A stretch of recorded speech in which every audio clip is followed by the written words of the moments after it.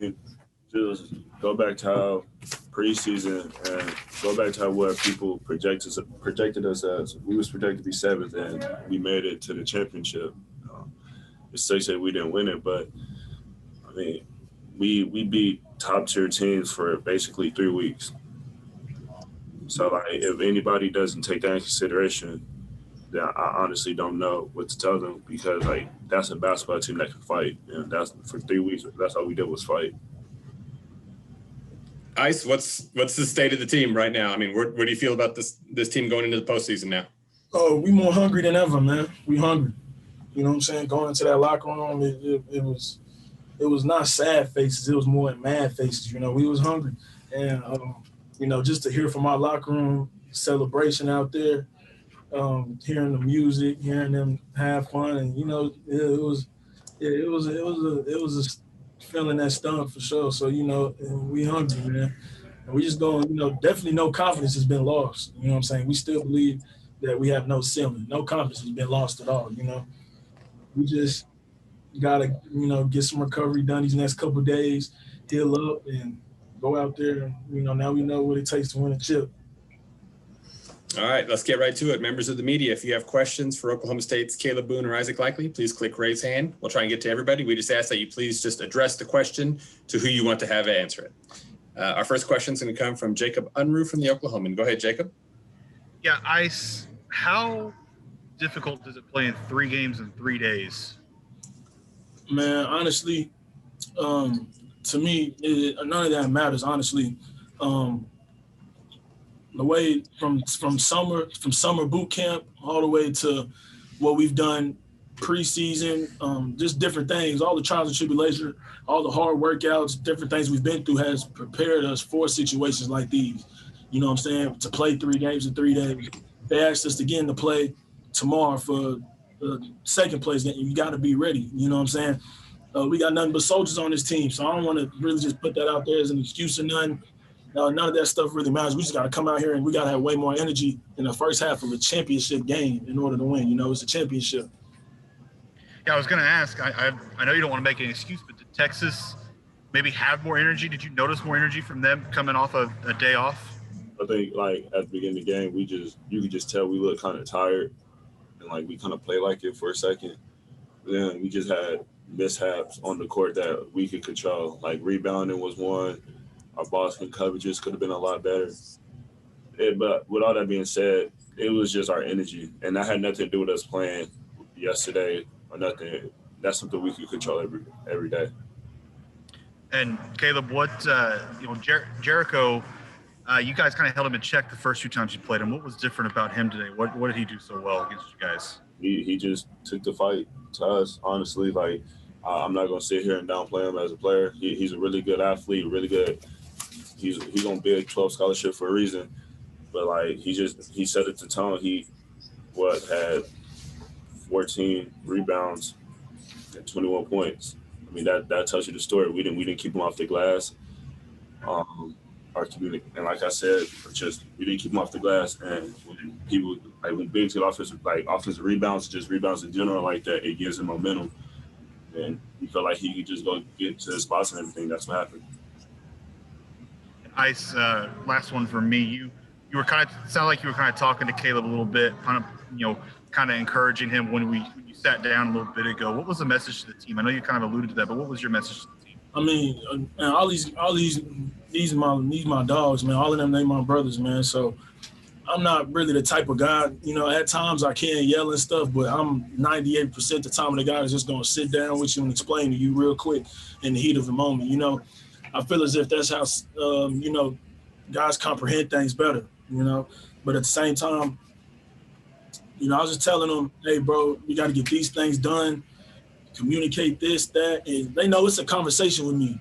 It's never a one-way thing where I just tell you something and you can't say nothing back to me. If I'm wrong, tell me I'm wrong. Or if there's a certain thing that you're confused about, we can communicate about it. You know, it's never a one-way thing with me. I always like feedback back. I have conversations with everybody, you know.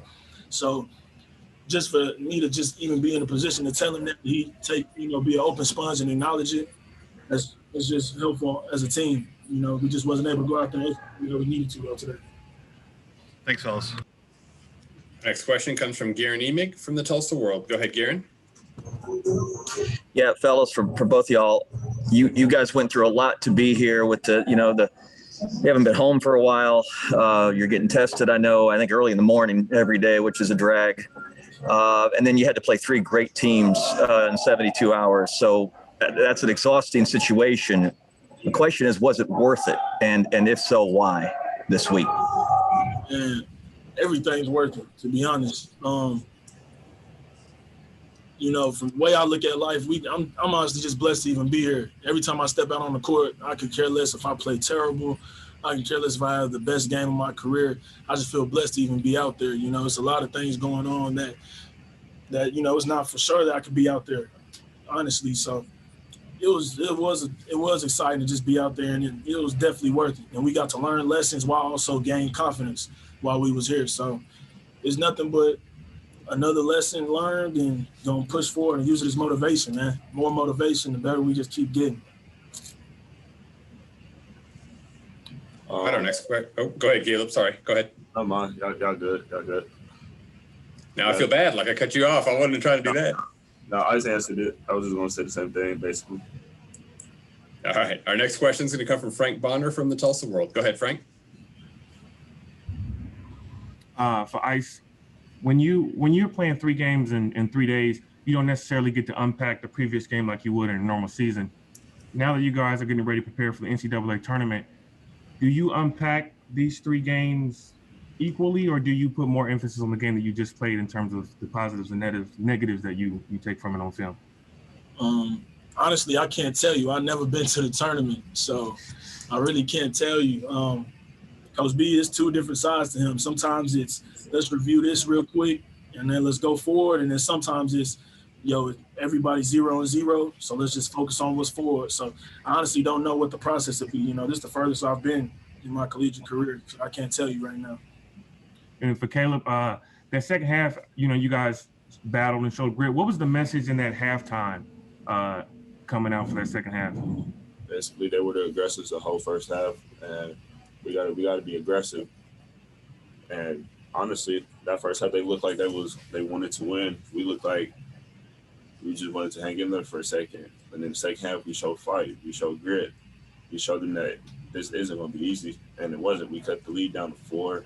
Sometimes to 3, but we just had mishaps and couldn't have those. All right, our next question comes from Marshall Scott from Pistols Firing. Go ahead, Marshall.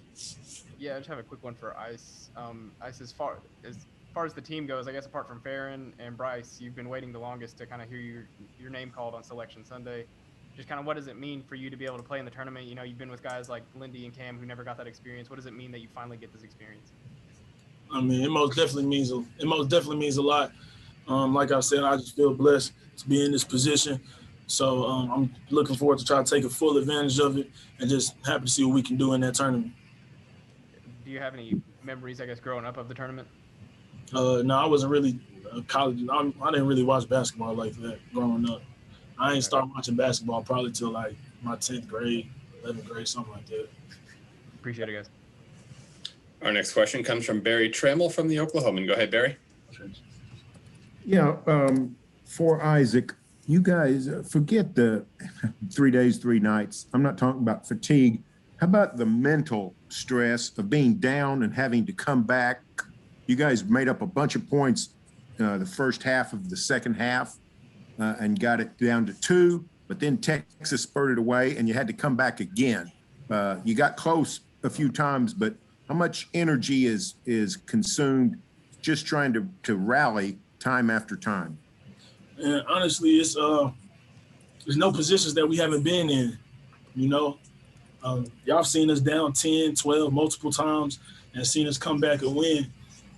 So we was used to that situation. We've been up 10, we've been down 10. So whenever we got there and cut it within 4 or 2, we knew what it took to get over that hump. But, we just couldn't build the stop in the bucket to get over that hump. They'll come down, we'll foul them, they'll get 2 free throws or something, or we'll give up an offensive rebound so they get another shot. It's just different things that they was doing to keep themselves up, which credit to them. But we knew what it took to get over that hump. We just didn't do it. Right, our next question is going to come from Jacob Unruh from the Oklahoman. Go ahead, Jacob. I was kind of piggybacking off of Marshall's question on the NCAA tournament. What is You it? guys had Coconut shrimp. all those sanctions come down, and a lot of people thought you wouldn't be at this point. Does that add extra meaning to the NCAA selection Sunday tomorrow? Most definitely. It does add a lot, but just for the family's sake within the locker room and the staff, the fans also mean a lot to us, no doubt. But the bond that we have in this locker room, and it's just amazing, man. So for all of us to come here not knowing that we was even going to be able to be in the tournament, that tells you what kind of bond that we built. That we was willing to come here, tournament or not. And so for us to be able to go, it means a lot. So we're gonna take it full advantage of it. Kalib, what do you think about that? I mean, he said it best, man. That's a bond. Most people, when they hear they don't have the opportunity to play or a chance to not play in the NCAA tournament, I mean, that's what you come to college for and play sports for. You don't just come just be like, okay, yeah, I play basketball there. Like, no, you want to come to that school and try to win. I mean, so when we heard that, it was downgrading, but a lot of people thought we was gonna be like, okay, this is just gonna be a mess around season. We're just gonna play, lose whatever kind of games and just call it a season. Yeah, but we was like, no, we're gonna prove people wrong, and I feel like that's what we did, regardless winning the championship or not. Mm-hmm. We proved people wrong. We proved people that this team can fight, and they care about this. That's all we did. We showed that we cared this whole season. And going in the NCAA tournament is going to be a fun experience, and I can't wait to experience that. Thanks, guys. Our next question comes from Garen Emig from the Tulsa World. Go ahead, Garen. Yeah, I wouldn't mind if Kalib did answer the question I asked that Isaac answered earlier. What was beneficial about this week, Kalib, for the program being here and playing like you guys did? I mean, like I said, man, we showed we can play with whoever. We're dogs. We fight. No matter what lead, anything. Like we was down yesterday to the number 2 defense or number 1 offense in the country, Baylor, and we fought and we clawed and we won that game. It's just the fact we're a team of dogs that comes to play and we come expecting for a fight. We don't expect that to be easy. And just this experience showed me a lot. Last year, we were the teams that had to play that early game just to make it to the quarterfinals, and then our season got canceled. So I didn't experience that, but experiencing this, it was amazing, honestly. And getting this far just makes me more motivated for the NCAA tournament and then during the offseason because I want to get back to this point next year. Appreciate it. Our final question is going to come from Dean Rule from the Ocali. Go ahead, Dean. Hey, Kalib, just really quickly, how difficult was that home stretch in the second half playing without Moncrief and Avery falling out? I mean, it was tough, but that's why you have reinforcements. That's why you have guys. That's why we push on the practice. That's why we have some honesty with one another, because then when times like that happen, this person knows what to do, that person knows what to do, and doesn't feel like we missed a beat. And Maggie and Avery did their thing. They played their hearts out, and they gave us everything they could.